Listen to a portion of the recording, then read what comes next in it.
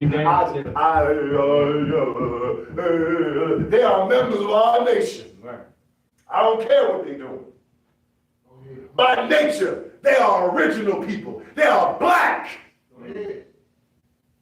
Everyone that is in that title are members by nature of the black nation. Except for the last one. Yeah. The white man. By nature, he's not a member. But back to the Red Indian.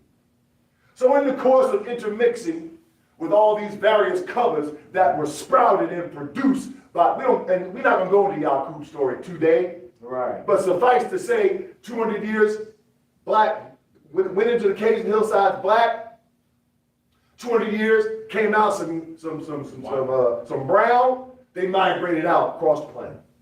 200 years after that came some yellow, they migrated out the planet. Out the caves and hillsides and spread across the planet. 200 years after that, they was all white, completely different, and they spread out, started migrating all over the planet. They set their sights on Mecca first, where knowledge of the history of the original man was started when the planet was found. And the Indian in India, who was exiled 35,000 years ago from Mecca, he started intermixing with all these people. And then he became an exile of an exile in India. He got pushed out of India. His own country. All the ones of them got pushed out of Mecca and Africa, and they migrated across the barren streets and settled here. During all that migration, they intermixed with all them other colors that they were running into all that time. Yeah. I mean, you think they just, what do you think they got on Southwest Airlines? Come on. In one day? No, sir. You think they got on Spirit Airlines in one day? You think they got on the high-class nigger airline, Frontier, and flew over here in one day? No. Hey, you sit in my seat, man. I ain't sitting in no seat. Get out, that's my luggage over there. Get out of it. Get him. That's right, brother. Get over here. They ain't had no Frontier Airlines then. Right. They ain't had no Spirit Airlines then. Right. With niggas fighting for seats. Sick, bro. Desk agents and gate agents hollering at you. Right. And none of that. It took them hundreds of years to complete that migration. Completely. And they settled here in this continent. And guess what happened after that? After they got here? Nothing. That's why you see they built a few pyramids of almost of the exact nature and structure of the original pyramids in Egypt that we buried. Why? Because they had knowledge of it, of how to do it. Ain't nobody sending them no telegraph. They brought the knowledge with them to this hemisphere and built it here just like it's built over there. Right. And then recently we see that the white scientists, the white man who has believed and accepted the message, but ain't told you publicly, said, after hundreds of years, thousands or hundreds of years telling us that the pyramids were built by Hebrew slaves, enslaved by Pharaoh, white folks, white Jews. Now he says, it was built by a special hydraulics. What did you say, Mr. White Man? Hydraulics, yep. It was built by a special hydraulics.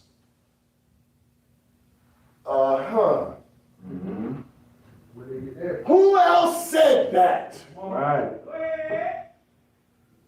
Who told the white man that the pyramids were built with special hydraulics? But he didn't directly tell the white man. He told us. And what did us do when he told us that? We laughed at Elijah. Right. Yep. We scoffed at Elijah. How the hell this nigga know? Right. With a third grade education. Right. Come on. How the pyramids was built. My boss told me, the white man, that the Hebrew slave built it. Where Elijah getting that from? Y'all Muslims crazy. Everybody know that it was built by Charlton Heston, who were getting whooped by Yul Brynner. Everybody know that. Right. Everybody know that the traitor Dathan, that Edward G. Robinson played, right? Yeah, see? We go back to Pharaoh, see? Yeah. What y'all niggas know about Edward G. Robinson? Right. Yeah, see? Got all about it, brother, man. Yes, sir. That's why Bugs Bunny, yeah, see? Yeah. That's where we get it from. Yes, sir. And then Bugs Bunny was torturing Edward G. Robinson in the cartoon so bad, he's like, please come get me. Save me from this crazy rabbit. That's us, that's the black man. Please, Allah, come save me from this crazy white man. Oh. Oh, pray. The white man is nobody's fool, ladies and gentlemen. He knows. He's the devil. I didn't say he was a fool. Messenger never said he's a fool. Right. Okay. Built the pyramids with a special hydraulics. Elijah said it in the 1930s. Come on. The Honorable Elijah Muhammad said it in the 1930s. Way before time. Yeah. We just saw it a couple of weeks ago, and it came out real quick, and just because we're plugged in, we saw it. Mm-hmm. Nobody else saw that, brother. Right. He does it like that. Really? It's called, what do they call it? What do they call it in the media, brother Gerard? They call it a controlled news dump. They usually do stuff on a Friday. Why? Because niggas, they in high gear on Friday. They like, yo, brother, give me another cup of this right here. Yeah. They be getting them cubes and that brown liquor be tinkling it on a Friday. So they put a news dump usually out on Fridays of significant news. That way nobody will hear it or pay any attention to it. If you do hear it, that brown liquor would have destroyed enough of your brain cells that by Monday, 72 hours later, you will have no idea what he said on Friday. Oh, he's a master at controlling you and I. So that when we were blessed to see that about the pyramids being produced by hydraulics, confirmed by the white man, we're not so happy that the white man told us this. Right. We already knew it.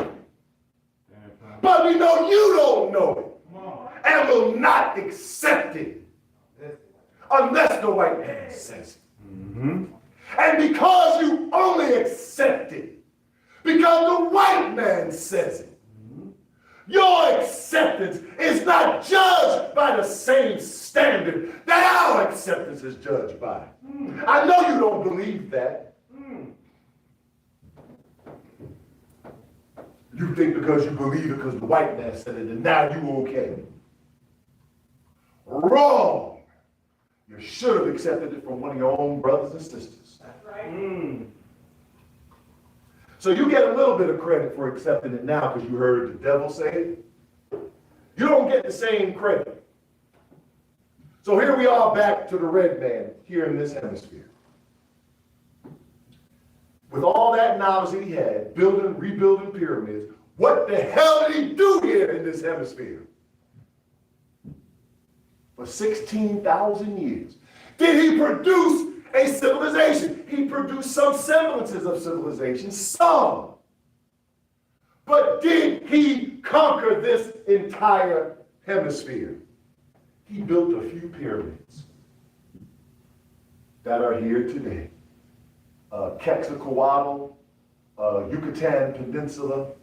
There were even some here in what they call North America. A few pyramids. That's not a civilization. So in order to help,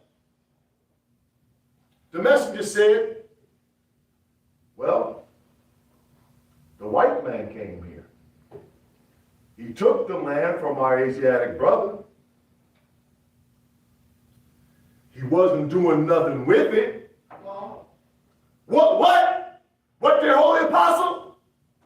He took the land from our Asiatic brother, the so-called Red Indian.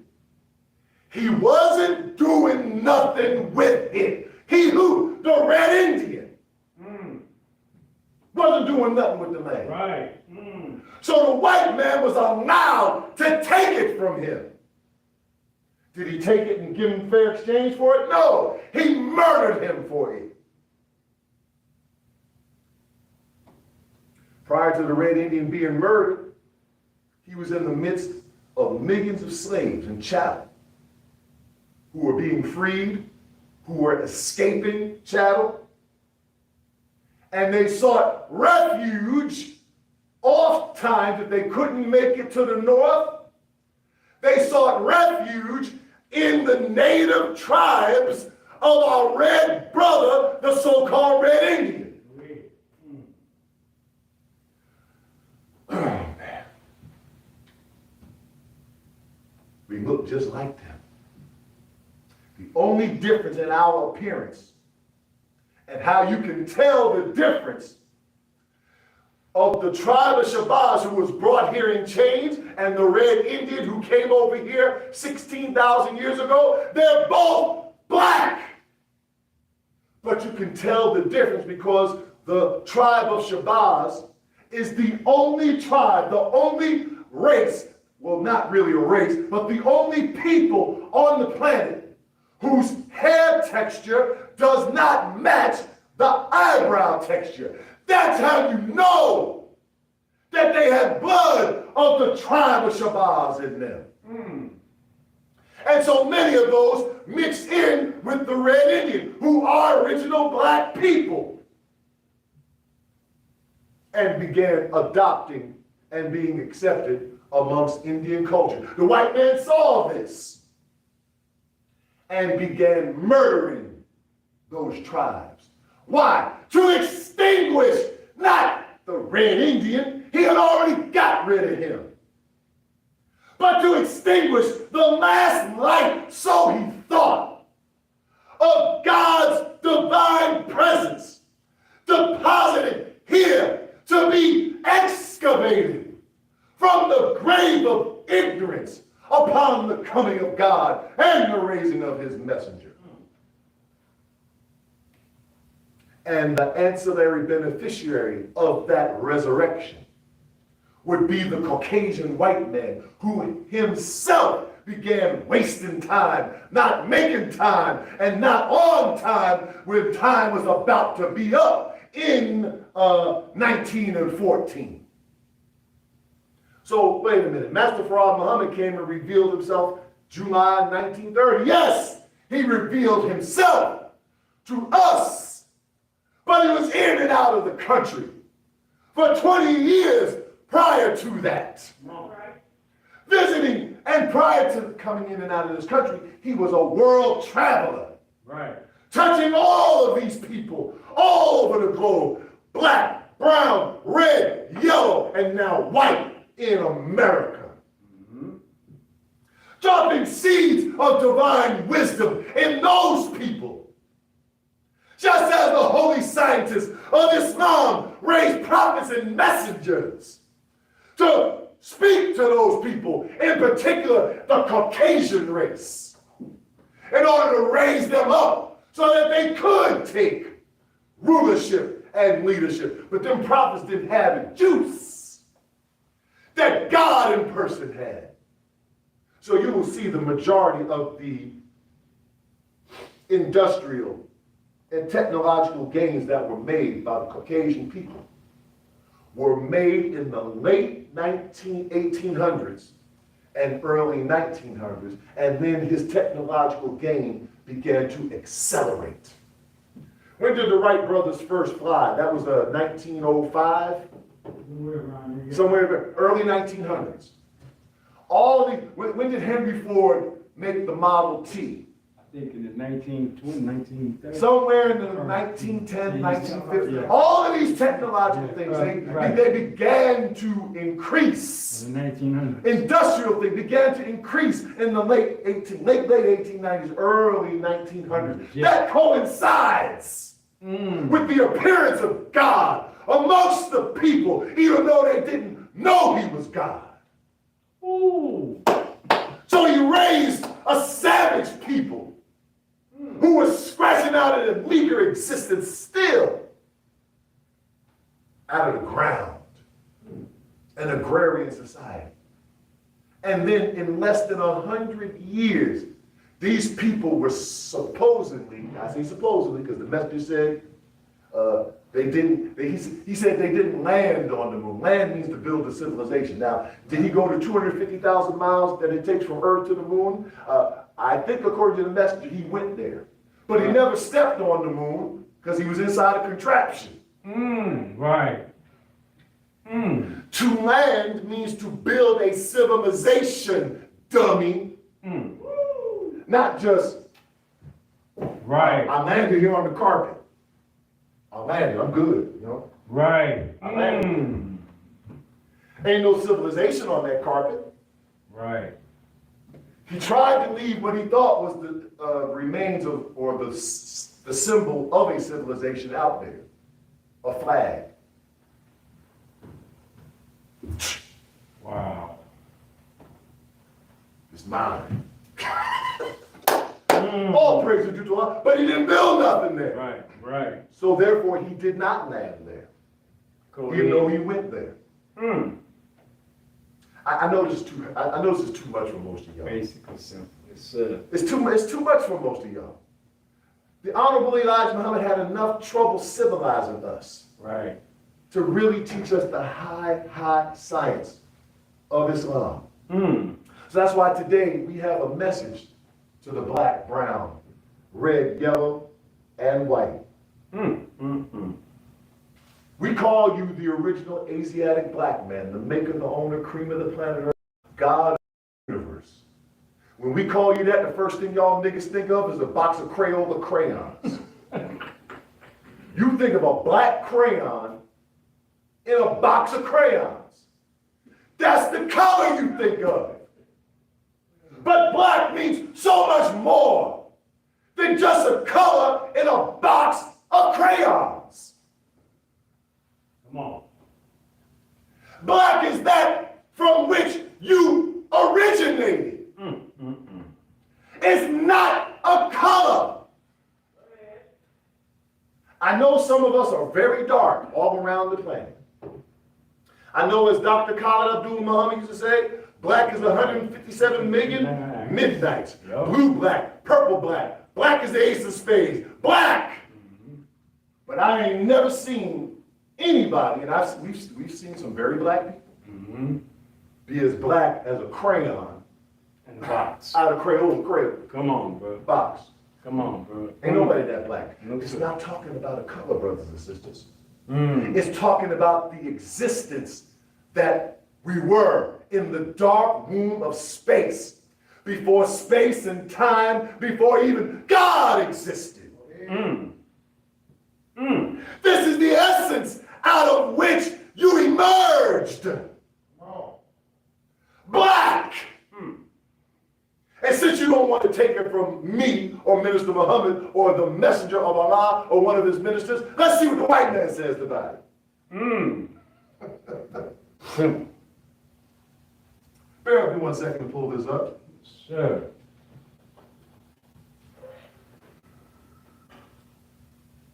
What do scientists call the black of space? Scientists don't have a single formal term for the blackness of space. Wow. It is not substantial, but rather the absence of visible light. Oh. What we perceive as black is a result of several factors. It's primarily due to the near vacuum conditions between stars and planets, which lack sufficient matter. What does it lack, brothers? Sufficient matter. It lacks sufficient matter. See, I done already lost half the audience right now. You don't know what matter is. Right. You don't matter. You have no idea what we're talking about now. But scientists out there listening to me right now do. Because they listened to the Honorable Elijah Muhammad. It's a near vacuum which lacks sufficient matter to scatter sunlight into our eyes, Wow. unlike Earth's atmosphere. Wow. Okay. Yes, sir. There's got to be molecules, Yes, sir. air, Yes, sir. carbon dioxide, Hydrogen. nitrogen, hydrogen, that scatters the light. Yes, sir. Then you can see the light. Wow. Yes, sir. Go ahead. Teach. Teach, man. Basic. Easy. The vast emptiness of space means there is no air or other matter to scatter or reflect light in most directions. Teach. The other thing that causes black, I put that in quotes, Right. because we ain't talking about a crayon color. Right. The other thing that creates black in space is called the Olbers paradox. I done lost the other half of the audience now. We're trying to teach you something that we are extremely, these teachings are beautifully intelligent. Go ahead. But you're so dumb, the messenger didn't have time to go into all of this with you. That's real. Olbers paradox. If the universe were infinite and static, the night sky would be completely bright because our line of sight would eventually hit a star in every direction. This contradiction, Yes, sir. seemingly, is known as the Olbers paradox. The primary resolution to this paradox is that the universe is not infinitely old. Wow. What did the Honorable Elijah Muhammad say about the age of the universe? During the theology of time, he said that it's about 72 trillion years old. But then he put a caveat in there. He said it could be as old as 76 to 78 trillion years old. No record. Why did he say that? No record on it. Because we don't know exactly when Right. it happened, because there was no one there to record, not only no one there to record activities and times and dates, there was no thing there to measure time by. There was no gold Rolex watch. Go ahead. There was no Apple Watch. Right. Come on. There was no Samsung Galaxy smartwatch. Right. There was no military grade tactical watch. There was no cuckoo clock Right. ringing on the hour. Cuckoo, cuckoo. There was no grandfather clock Go ahead. Yes, sir. dinging on the hour. Teach. There was no clock in the church steeple. Teach. Ding dong dong ding, hear the chimes ring, Come on. sounding the hour. Ding. You don't know nothing about that? Yes, sir. Yeah, because churches don't sound the chime bells anymore. Why? Because every nigga got a watch now. Yeah. He stopped. That's right. They stopped that. Yep. We Brother Jamal, up north, you heard a All church day chime long. every hour. Yep. Then you like, oh man, I gotta go, I gotta get home, man. Yeah, exactly. What you had to do. I gotta get home. Yep. That means it's 6 o'clock because the street lights are flickering on Yep. and the chime ring. I gotta get home, y'all. Yeah. My mama gonna whoop me if I don't get home. For real. She making dinner now. Yep. And then we ran home for dinner. Now everybody driving around in a car getting food in a bag. At least our parents, we sat down as a family, Wow, yeah, that's right. And you know, summarized the day. yep. Father at the head, mother at the other side. That's right. Turn over here. Yep. And you was just in reach, you better not say nothing smart at the table. Whack! Right. Get a backhand.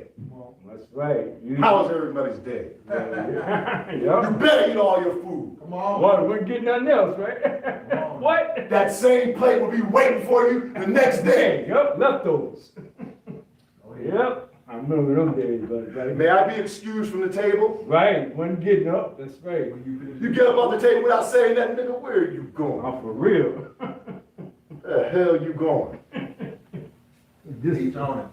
May I be excused from the table? Come on. Did you eat all your vegetables? Come on. Teach on it. Or did you drop them on the floor and scrape them on the floor for the dog to eat?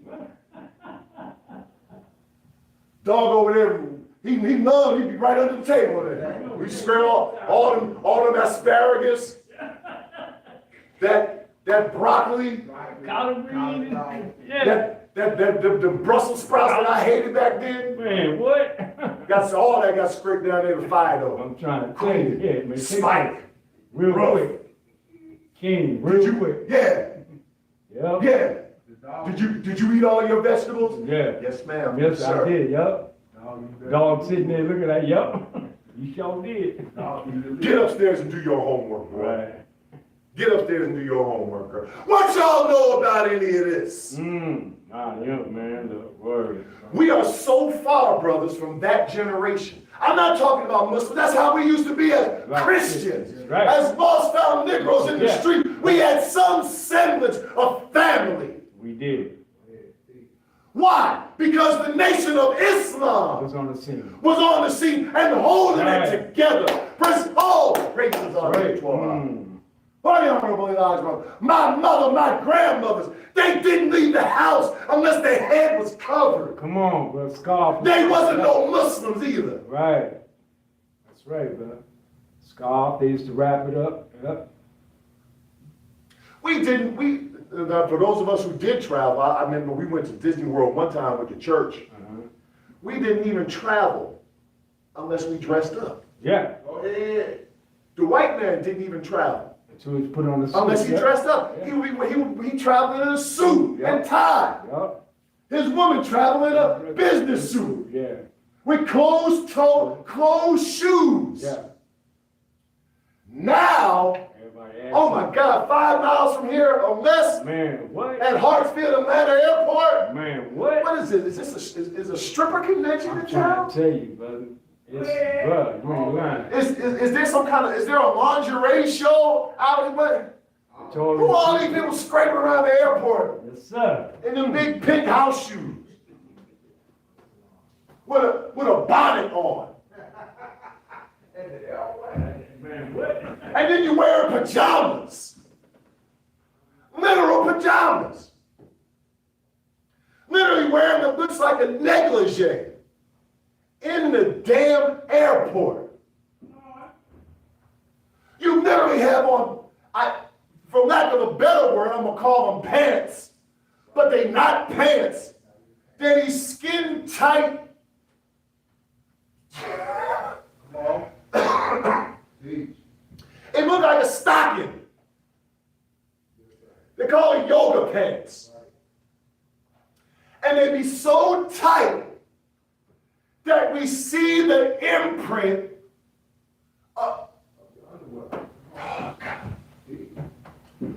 of everything. We see it all. What you looking at it for? It's all out. You got it all out in the public. That's how we travel today. But there was a time they wouldn't even allow you in the airport dressed like that. That's right. Teach. Let alone allow you to go on a plane. Teach. There was a time where we used to get on the plane and just walk out the gate.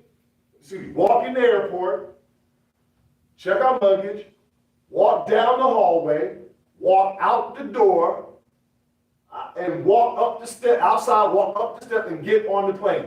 We didn't go, there was no metal detector, Oh, yeah. Yes, sir. Right. there was no search, there was nothing. And you could accompany your family Yes, sir. all the way to the gate Yes, sir.